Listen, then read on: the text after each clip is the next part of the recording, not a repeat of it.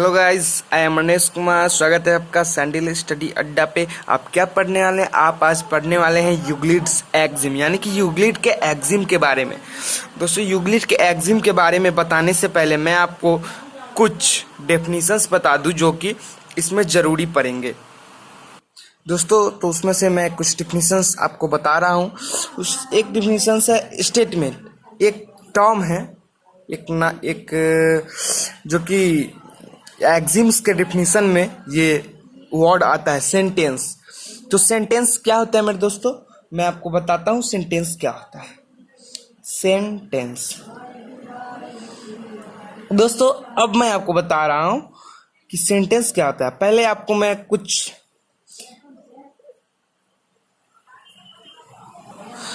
ये सेंटेंस ना होके यहाँ स्टेटमेंट होना चाहिए। स्टेटमेंट क्या? स्टेटमेंट। अब आप देखिए, मैं आपको बताता हूँ। x+5 greater than 12 is a sentence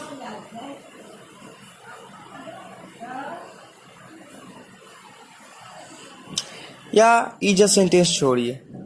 x+5 greater than 12, sum of angles of triangle is 180 degree. अब आप इस दोनों में देखिए, आप किसे जज कर पा रहे हैं कि वो सही है या गलत? दोनों सेंटेंस ही है, ये भी सेंटेंस है और ये भी सेंटेंस है। अब आप इसमें से बताइए, आप इसे देख रहे हो और इसे देख रहे हो, आप इसे जज कर सकते हो कि ये सही है या गलत, क्योंकि आपने इसे प्रूफ कर रखा है कि ट्रायंगल के एंगल का सम 180 डिग्री होता है। इसीलिए आपको पता है कि ये सही है। आप इसे जज कर पा रहे हो, ये सही है या फिर ये गलत है। अगला ये क्या है? x+5 greater than 12। अब ये डिपेंड करता है x के वैल्यू पर कि ये सेंटेंस स्टेटमेंट है कि नहीं। स्टेटमेंट का मतलब क्या होता है? कोई भी सेंटेंस जिसे आप जज कर दो ये गलत है या सही है, वो बस स्टेटमेंट हो गया। क्या? आप गलत कर दो, आप गलत कहो या सही कहो, उसके बारे में आप बता दो बस कि ये गलत है, ये सही है। आप कह दो कि ये गलत है, आप कह दो कि ये सही है, यानी ये स्टेटमेंट हो जाता है। जिस चीज को भी आप जज कर सको, ये सही हो या गलत, उससे कोई मतलब नहीं, मगर आप उसे जज कर पाओ कि वो सही है या गलत, उसे हम स्टेटमेंट कहेंगे। अब आप देखिए, यहाँ x के वैल्यू अगर हम 6 डालते हैं तो 6+5 11 नॉट ग्रेटर देन 12 हो जाएगा। ये 12 से छोटा है, यानी इस समय ये गलत हो गया। अगर इसका वैल्यू हम 7 डालते हैं तो 7+5 greater than 12, not greater than 12 होगा, इक्वल टू हो जाए नॉट ग्रेटर देन 12, यहाँ ये क्योंकि ये इक्वल हो जाएगा। और अगर इसका वैल्यू हम 8 डालते हैं, 8+5 ग्रेटर देन 12, ये सही है। तो यहाँ आप देख रहे हो x के वैल्यू अगर हम 6 डालते हैं, x का वैल्यू, तो ये छोटा हो जाता है, ये 7 डालते हैं तो इक्वल हो जाता है। आप इसे जज नहीं कर सकते हो कि ये सही है या गलत है। क्या नहीं कर सकते हो? आप इसे जज नहीं कर सकते हो कि ये सही है या गलत है। आप इस सेंटेंस को आप जज नहीं कर पा रहे हो कि ये सही है या गलत। अगर आप इसे जज कर पाते तो ये स्टेटमेंट होता, आप इसे जज नहीं कर पा रहे हो तो ये सेंटेंस हो गया।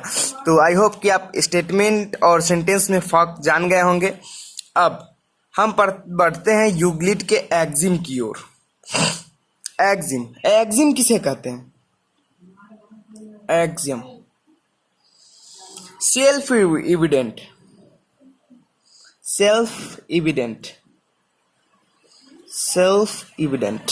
यानी इसे कोई प्रमाण की आवश्यकता ना हो, जिसे वैसा स्टेटमेंट, अब देखिए यहाँ यूज हुआ वैसा स्टेटमेंट जो सेल्फ एविडेंट हो, यानी उसे कोई प्रमाण की आवश्यकता ना हो, और वो पूरे पूरे मैथमेटिक्स में उसका यूज होता हो, पूरे मैथमेटिक्स में उसका यूज होता हो, स्पेशली ज्योमेट्री में नहीं, पूरे मैथमेटिक्स में जितने भी मैथमेटिक्स है उसमें यूज होता हो, उसे हम एक्सिम कहेंगे। अब आप कहोगे पोस्टुलेट और एक्सिम में क्या अंतर है? पोस्टुलेट्स और एक्सिम में क्या अंतर है? पोस्टुलेट्स और एक्सिम में क्या अंतर है? तो पोस्टुलेट भी सेल्फ एविडेंट है, पोस्टुलेट्स भी सेल्फ एविडेंट है और वो भी स्टेटमेंट है, मगर इसका यूज सिर्फ ज्योमेट्री में होता है। ज्योमेट्री कहाँ होता है? ज्योमेट्री में होता है, कहीं नहीं, ओनली इन ज्योमेट्री, सिर्फ ज्योमेट्री में, और इसका पूरे मैथमेटिक्स में होता है। यही इस दोनों के बीच का अंतर। ये दोनों एक तरह से भाई भाई हैं। क्या है? भाई हैं, क्योंकि ये भी सेल्फ एविडेंट है, ये भी सेल्फ एविडेंट है, ये भी स्टेटमेंट है, ये भी स्टेटमेंट है, मगर इस बस अंतर यही है कि ये पूरे मैथमेटिक्स में यूज होता है और ये सिर्फ ज्योमेट्री में यूज होता है। अब मैं आपको यूक्लिड के एक्सिम्स के बारे में बताता हूँ। उसके 7 एक्सिम्स हैं, जिनमें से पहला है things which are equal to the same thing are equal to one another. मैं लिख देता हूं, things which are equal to the same thing are equal to one another. मैं सिर्फ ये एग्जिम लिख के आपको समझा रहा हूँ। अगला एग्जिम्स मैं आपको एग्जाम्पल से समझाऊंगा। इतना लिखकर समय बर्बाद करने की कोई आवश्यकता नहीं होगी और मैं एग्जाम्पल से आपको समझाऊंगा। अगर आपको ये वीडियो अभी तक पसंद आ रही हो तो इस वीडियो को लाइक कर दो, चैनल पर नए हो सब्सक्राइब कर दो और अपने दोस्तों की मदद करना चाहते हो तो इसे शेयर भी कर दो। चलो आगे बढ़ते हैं। थिंग्स विच आर इक्वल, चलो 3 चीज है, x, 3 चीज है y एंड z। ठीक समझे? x z के इक्वल है एंड y भी z के इक्वल है। x z के इक्वल है और y भी z के इक्वल है। तो यूक्लिड साहब के अनुसार अगर x भी z के इक्वल है और y z के इक्वल है तो x y के इक्वल होगा। किसके इक्वल होगा? y के इक्वल होगा। किसके इक्वल होगा? y के इक्वल होगा। कैसे इक्वल होगा मैं बताता हूं। अगर आप x का वैल्यू पुट कर दो, x का वैल्यू पुट करो, x का वैल्यू मानो 9 है तो 9 इक्वल टू z भी 9 होगा क्योंकि x z के इक्वल है, z भी 9 हो गया और y भी z के इक्वल है तो y बराबर 9 होगा, y भी 9 इक्वल टू 9। x और y और z, सॉरी आपको दिख नहीं रहा था, देखिए अगर हम वैल्यू पुट करते हैं x इक्वल टू जेड तो 9 equal to 9 equal to 9, x 9 डाले और z भी 9 होगा क्योंकि ये x z के इक्वल है और y भी z के इक्वल है, y equal to z, y z का वैल्यू डाले 9 तो y भी 9 के इक्वल है तो 9 equal to 9, x y z तीनों का वैल्यू 9 हुआ तो x equal to y obviously. I hope कि आप ये फर्स्ट एक्सिम समझ गए होंगे। चलिए सेकेंड एक्सिम की ओर बढ़ते हैं। दूसरा एक्सिम है if equals are added to equals then the whole are equal. दूसरा एक्सिम है, फिर से 2 लेते हैं इसमें x और y, ठीक है, इसमें भी 3 लेना होगा z। ठीक, x है if equals are added to the equals, यहां x y के इक्वल है, गिवन है इस स्टेटमेंट में, और z जो है x plus z equal to y plus z. क्या है? इफ इक्वल्स यानी z, इफ इक्वल्स यानी z, हम z को दोनों तरफ ऐड कर रहे हैं तो इक्वल हम दोनों तरफ ऐड कर रहे हैं। If equals are added to the equals, if equals are added to the equals, ये भी इक्वल है, हम इस दोनों इक्वल में ये इक्वल ऐड कर रहे हैं ये इसके बराबर है, इस दोनों के इक्वल है या नहीं हमें नहीं पता, मगर एक्स वाई के इक्वल है और दोनों तरफ हम जेड को ऐड कर रहे हैं, यानी एक्स और वाई इक्वल है और दोनों तरफ हम इक्वल थिंग ऐड कर रहे हैं, इक्वल चीज, बराबर चीज ऐड कर रहे हैं। तो ये दोनों, ये होल एक्स प्लस जेड मानो आपको एक्स प्लस जेड मानो कुछ भी आता है, जो भी आता है, तो ये दोनों इक्वल होगा। मानो एक्स प्लस 10, अगर एक्स प्लस जेड अगर 10 आता है तो वाई प्लस जेड भी आपको 10 ही आएगा, तो ये दोनों इक्वल होंगे। आई होप कि आप सेकेंड एक्सिम भी समझ गए होंगे। अब तीसरे एक्सिम की ओर बढ़ते हैं। तीसरा एक्सिम है if equals are subtracted from equals, इफ equals are subtracted from equal, the whole are equal. Okay guys, if equals are subtracted from equal then the whole are equal. अब ये क्या है, फिर इसमें एक्स वाई जेड लेते हैं।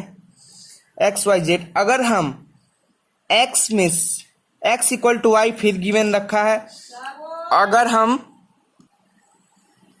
हम एक्स में से जेड को माइनस कर देते हैं और वाई में से भी जेड को माइनस कर देते हैं, तो ये दोनों फिर से इक्वल हो जाएगा। पहले हमने क्या किया था, इक्वल में हमने इक्वल जोड़ दिया।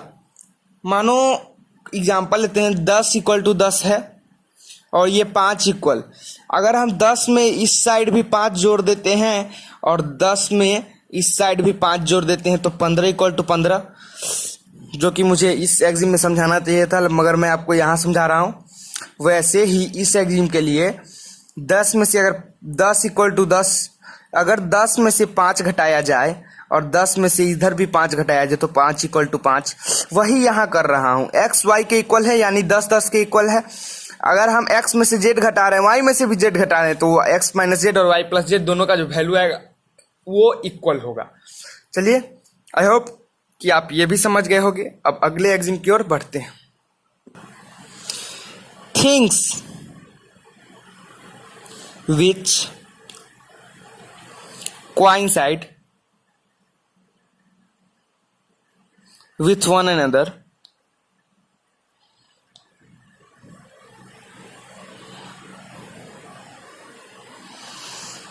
things which coincide with one another are equal to one another.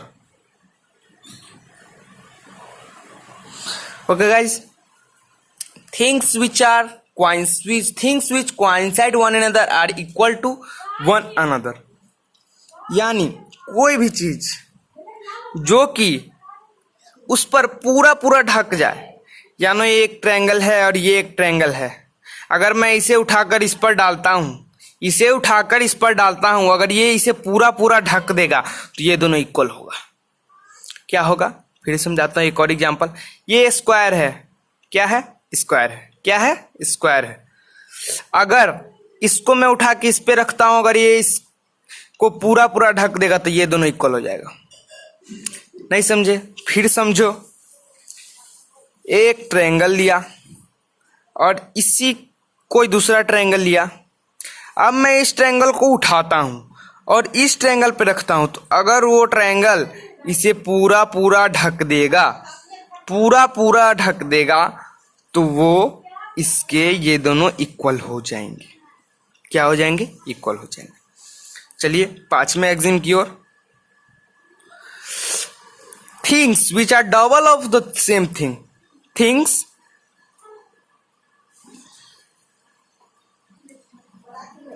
which are double of the same thing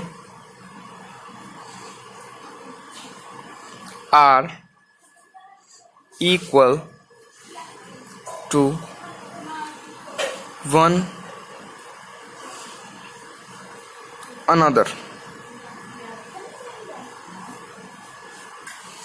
Okay guys, things which are equal to the same thing are equal to one another. Sorry, things which are double of the same thing equal to one another. दोस्तों अब देखो x, y और z, ठीक. अगर z into two equal to x है और फिर z into two equal to y है तो x equal to y obviously होगा. किसी भी सेम थिंग का दोगुना, दो अंक, ये दोनों इसी का दो गुना है, इसीलिए ये दोनों इक्वल हो गया. आई होप कि आप ये भी समझ गए होंगे. आसान था. अब सिंपल है छठा भी. थिंग्स, सॉरी ये नंबरिंग में गलती हो गई थी, यहाँ 6th है ये और ये 7th होगा. मैं 4th आपको बाद में बताऊंगा इसके बाद. थिंग्स विच आर हाफ, यानी कि एक्स वाई जेड फिर से लेते हैं. X y z, things which are half of the same thing are equal to one another. यानी कि अगर z by two equal to x है और z by two equal to y है तो obviously x equal to y होगा. समझ गए? इसे कोई प्रूफ की आवश्यकता नहीं. अब चौथा एक्सिम जो छूट गया था, the whole is greater than part. यानी कि ये एक लाइन सेगमेंट, मानो लाइन सेगमेंट है. यहाँ बीच में हम ए ले लेते, ये यहाँ होगा बी और सी. तो ए बी जो होगा, ए बी पूरा हुआ और सी बी उसका पार्ट हुआ.